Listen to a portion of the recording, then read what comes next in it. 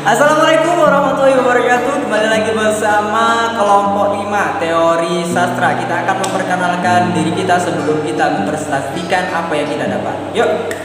Perkenalkan, nama saya Reni Rizky Putri Lailatul Fitria. Dan saya Diki Rahmawan. Kita dari mahasiswa Universitas Islam Majapahit, dan kita dari Fakultas FKIP, dari Prodi Pendidikan Bahasa dan Sastra Indonesia semester pertama, semester awal. Ya, semester awal. Ya, langsung simak saja video yang kami presentasikan.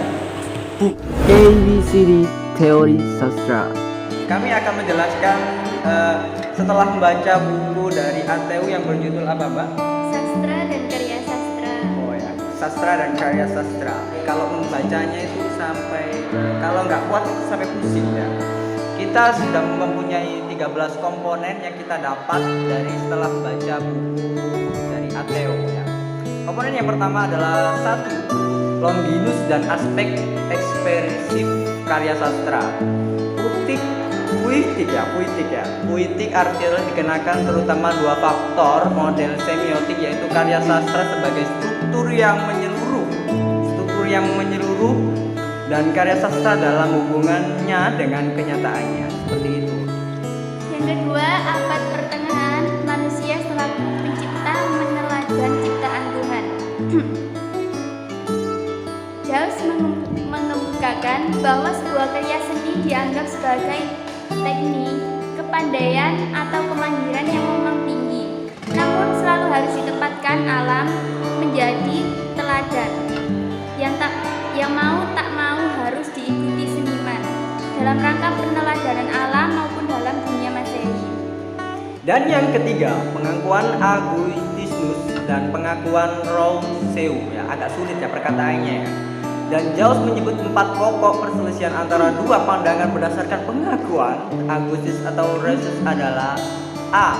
Dalam Confessions Agustinus, manusia digambarkan sebagai hamba yang takluk pada Tuhan. Yang B. Agustinus mempertanyakan Tuhan yang tak berubah, tetapi yang mengubah segala sesuatu, seperti itu. Yang keempat yaitu kaitannya dengan mimesis dan teori dari segi bahasa. Teori mimesis pada prinsipnya menganggap karya seni sebagai pencerminan ya, seperti karya seni itu sebagai pencerminan. Kalau kita acting di kaca itu kan seperti cermin ya seperti seni lah, seperti itu. Oke. Dan yang kelima kita akan membahas tentang apa, Mbak? Yang kelima, Mbak? Yang kelima yaitu kenyataan dari segi sosiologi. Bahasa tidak hanya mengintegrasi berbagai bidang pengalaman sehari-hari menjadi keseluruhan yang berarti. Bukanlah kenyataan yang menentukan penafsiran kita terhadap kenyataan, tetapi penafsiranlah yang menentukan apakah dan bagaimanakah kenyataan yang dapat kita lihat dan pahami serta cara kita melihatnya. Ya, yang keenam, sastra. Nah, ini bahas tentang sastra ya. Dari buku ATU ini juga ada sastra juga ya. Sastra, peneladanan dan sekaligus model kenyataan. Color.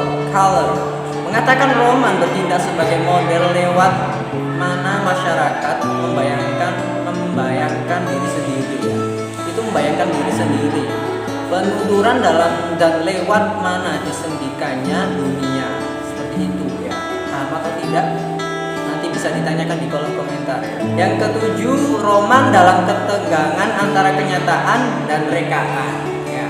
Dunia kenyataan dan dunia rekaan selalu saling berjalin ya. Berjalinan, yang satu tidak bermakna tanpa yang lain, seperti itu. Yang kedelapan ya Mbak, mohon dijelaskan yang kedelapan. Yang kedelapan yaitu masalah realisme dalam sejarah sastra. Pengkritik sastra Sainte menuntut agar sastra secara setia menyajikan kenyataan. Lagi pula tidak membatasi diri pada kenyataan lingkungan. Pendekatan ini diperkuat lagi oleh pengaruh ilmu pengetahuan. Yang kesembilan, ya Mbak, yang kesembilan. Yang kesembilan, roman sebagai dokumen sosial.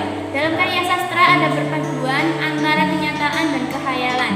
Orang harus hati-hati dan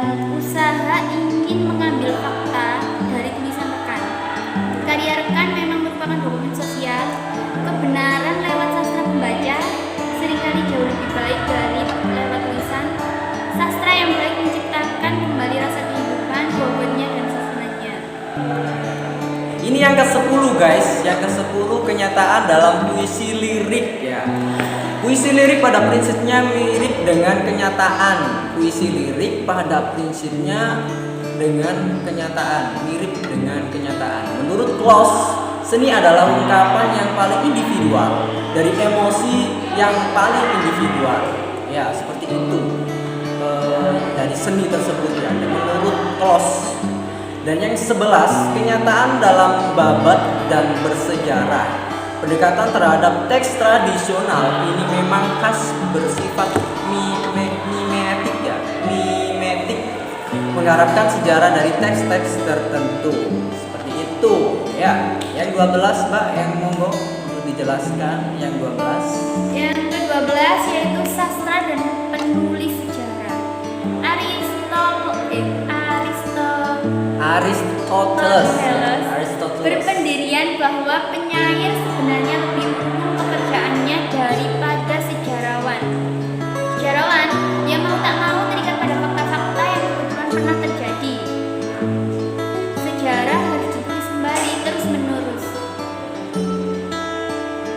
Ya, sejarah itu harus ditulis secara terus menerus supaya regenerasi kita itu mengetahui akan sebuah sejarah. Seperti itu ya Mbak. Yang 13 Mbak, ini yang terakhir ini. Dari poin terakhir adalah dari Hayden White mengenai sejarah dan sastra. Hayden White ya Mbak? White. Hayden berpendapat bahwa tulisan sejarah tidak hanya dari segi fakta.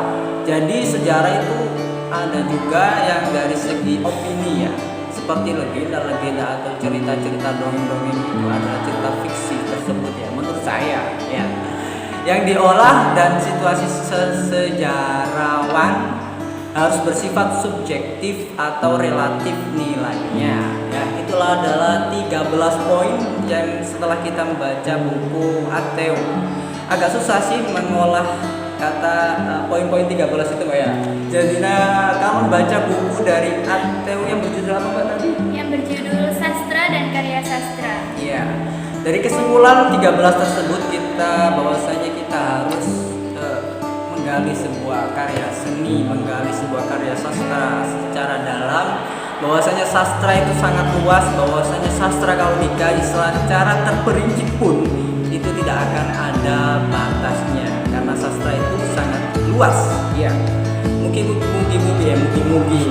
Mudah-mudahan ada sebuah pesan untuk dan ilmu yang bisa kalian dapat dari materi yang kita sampaikan tadi. Mudah-mudahan bisa bermanfaat Pak ya. Ya, kita sambung di lain waktu. Saya akhiri dan kami akhiri ya. Saya akhiri dan kami akhiri ya. 1, 2, 3. Ya, tak kenal maka tak sayang, disayang maka tak kenal. Seperti itulah pepatahnya ya. Asik-asik. Ya, kami akhiri. Wassalamualaikum warahmatullahi wabarakatuh.